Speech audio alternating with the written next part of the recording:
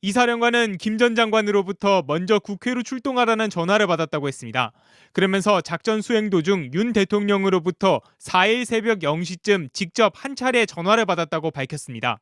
거기 상황이 어떠냐. 네. 그래서 똑같은 얘기를 했습니다. 굉장히 이제 복잡하고 우리 인원이 이동할 수도 없다. 그랬더니 가만히 들어보시다가 알겠다고 하시고 더 전화 끊으셨습니다. 윤석열 대통령으로부터 직접 지시를 받았든가 전화를 받았든가 또는 한 적은 없습니까? 707이 이동할 때 어디쯤 이동하고 있느냐라고 한 번 받았던 기억이 있습니다. 갔을 때의 모습이 사실 정당하지 않은 모습들이 있어서 제가 우선적으로 절대 개인 인원들에게 실탄을 주지 말아야 했습니다.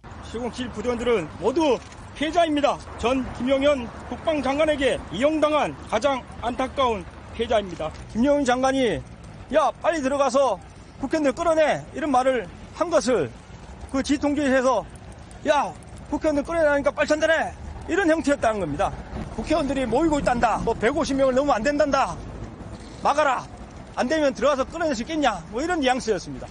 윤 대통령이 먼저 봤지라고 물었고 비상계엄 발표를 봤다고 하자 윤 대통령이 이번 기회에 다 잡아들여 싹 다 정리하라고 말했단 겁니다. 검거 지원을 요청한다. 이렇게 이재명, 우원식, 한동훈, 김민석, 박찬대, 정청래, 조국, 김어준, 김명수 전 대법관 여기까지 듣고 그대로 워딩 그대로 말씀드리겠습니다. 미친 X로구나. 김용현 전 장관이 북한의 오물풍선이 날아오면 원점을 타격하라 이렇게 김명수 합참의장에게 지시를 내린 바 있었다라는 의혹을 제기를 했는데요. 국방부 장관은 군정권과 군령권을 다 가지고 있는 분으로 알고 있습니다. 본인들은 아마 지시를 분명히 느꼈을 거라고 생각하고요.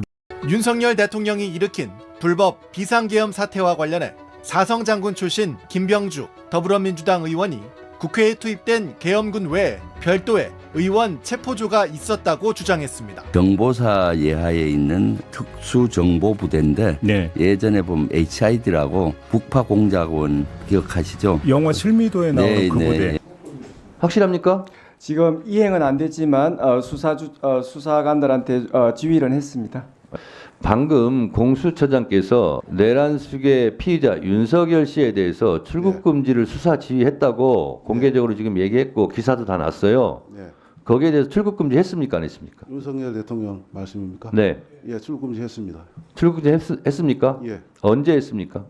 한 5분 10분 전에 한 걸로 알고 있습니다. 5분 10분 전에 내란숙의 피의자 윤석열 씨는 출국 금지 당한 거죠?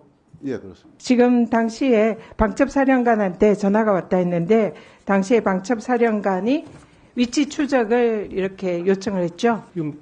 기억나는 사람이라도 누구라도 얘기를 해보십시오.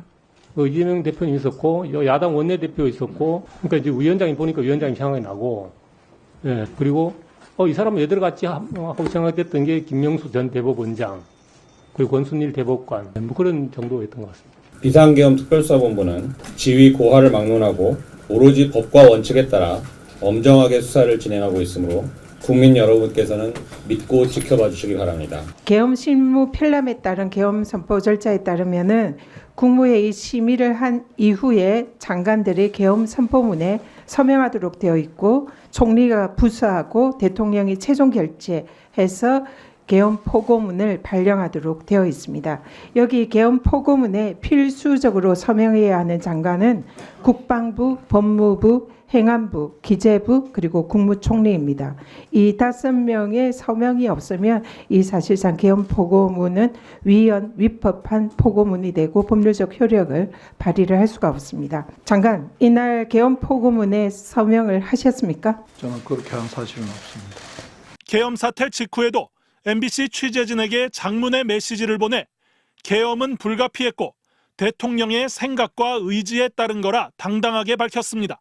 국회에 계엄군을 보낸 게 계엄 해제 표결을 막기 위한 것이었냐는 SBS 질문에 맞다고 답하면서 최소한의 필요 조치였다고 생각한다고 밝혔습니다. 형법에서는 내란죄를 구성하는 국헌문란의 정의를 헌법에 의해 설치된 국가기관의 기능 행사를 강압으로 불가능하게 하는 것으로 규정하고 있습니다.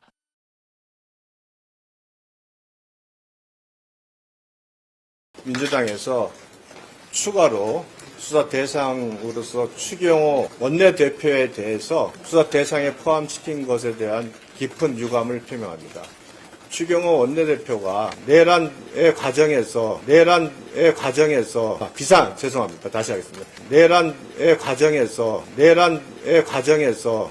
죄송합니다.